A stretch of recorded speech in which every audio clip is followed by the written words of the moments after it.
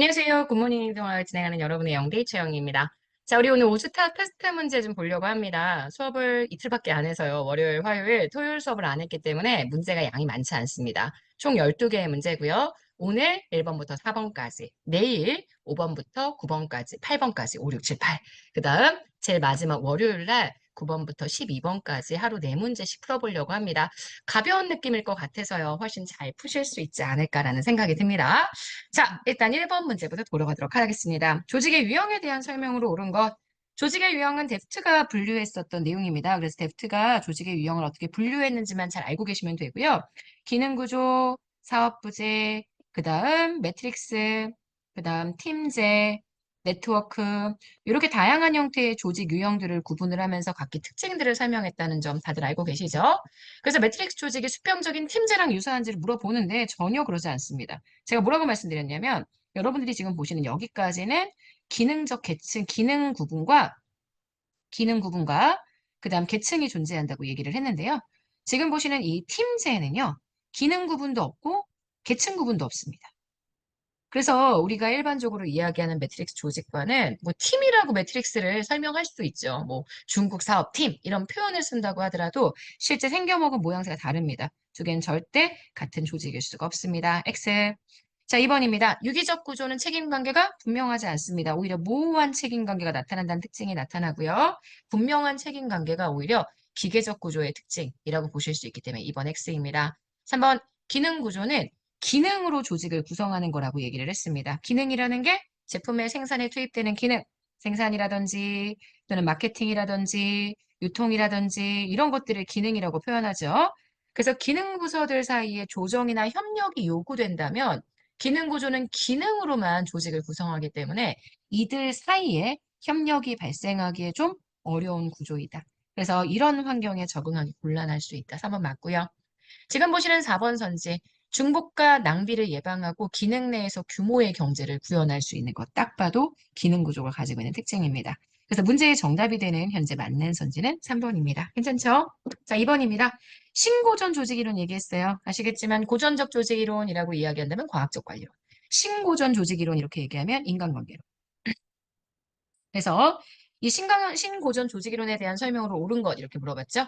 근데 조직군 생태학 이론이나 자원의존 이론은 모두 다 거시 조직 이론입니다. 환경과의 관계를 생각하는 개방체제적 관점의 현대 이론이기 때문에 1번은 X가 되고요. 인간의 복잡한 내면 구조를 가지고 있는 복잡인이라고 간주하는 건 거시 조직 이론보다도 훨씬 이후에 현대적인 이론의 특징입니다. 환경과 상호작용하는 개방적, 동태적, 유기적 조직을 강조하는 것 역시 현대적 조직 이론의 특징이고요. 조직 내에 기계적 능률이 아닌 사회적 능률을 강조합니다. 조직의 비공식적인 구조나 요인에 초점을 두는 것에 네, 아시겠지만 요거는 신고전 조직이라는 특징이어서 문제의 정답이 되는 건 4번 되는 거 보실 수 있습니다. 자, 그 다음 3번 문제 들어갈까요? 네, 실제 거시조직 이론에 대한 문제를 3번과 4번으로 골라봤는데 거시조직 이론은 머릿속에 이게 매뉴얼이 딱 되어야 되세요. 환경에 대한 결정론, 임의론 이렇게 정리하고요. 그 다음 개별 조직, 그 다음 조직군, 요게 딱 들어가서 여기 각각에 들어가는 이론들이 무엇인지를 정확하게 파악해 주시는 게 되게 중요합니다. 자원의존 이론은 여러분 여기야. 그지? 여기. 자원의존 이론은 의존이란 단어에 넘어가시면 안 된다고 했습니다. 환경에 능동적인 우리 임의론 관점을 가지고 있기 때문에 1번은 X고요.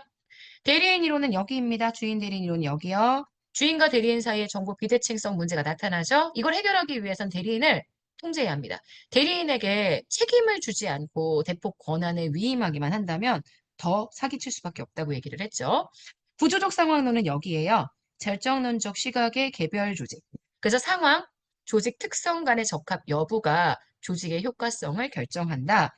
규기환이 규모기술 환경이 복공집을 어떻게 결정하는지 요거에 대한 이론적인 논리들을 제공했던 게 바로 구조적 상황론의 특징입니다. 4번 거래비용 이론에서는 거래비용을 최소화하기 위해서는 거래를 외부화하는 게 아니라 오히려 조직을 구성해서 조직 구성을 통해 거래를 내부화하는 게 효율적이다라고 봤기 때문에 4번은 X. 그래서 문제의 정답이 되는 건 3번입니다. 자, 4번 갈게요. 현대 조직 이론에 대한 설명으로 옳은 것. 조직군 생태학 이론은요. 다시 한번 가볼까요? 조직군 생태학 이론은 조직군 생태학 이론. 여기죠. 단일 조직을 분석 단위로 삼지 않고요. 조직군을 분석 단위로 삼고 있기 때문에 여기가 틀렸습니다. 조직군이 기본적인 분석 단위이기 때문에 조직군을 기본 분석 단위로 하며 환경에 대한 조직 적합도에 초점을 둔다라고 얘기할 수 있습니다. 뒤에 건 맞는데 앞에 게 틀려서 X입니다. 두 번째, 거래비용 이론은 자원의존 이론과는 아예 상관없죠. 거래비용 이론은 여기 들어갑니다. 여기. 자원의존 이론은 여기. 그래서 자원의존 이론의 한 접근법이다. 말 안 되고요. 조직 간의 거래비용과 조직 내의 거래비용을 비교해서 어느 쪽이 좀 더 저렴한지에 대해서 판단을 하기 때문에 두 가지의 거래비용 모두 다 관심을 두고 있다라고 보셔야 합니다. 상황론적 조직 이론이 바로 구조적 상황론이죠. 여기에 해당하는 이론입니다. 독립변수를 한정하고 상황적인 조건들을 유형화시켜서 중범위라는 제한된 수준 내에서 하나의 개별적인 조직의 일반성, 규칙성, 이론을 발견하고자 했던 연구라는 점 알고 계실 거예요. 3번 맞는 선지입니다. 4번 대리인 이론에 따르면 정보의 대칭성이 합리적 선택을 제약한다? 아니요. 정보의 비대칭성. 정보가 모든 사람에게 동일하게 나타나지 않기 때문에 합리적 선택을 제약한다라고 얘기하고요. 주인 대리인 관계는 조직 간에도 나타날 수 있지만 조직 내에 사장님과 부하 직원, 부하 직원이 자기 근무 태도에 대한 더 많은 정보를 가지고 있습니다.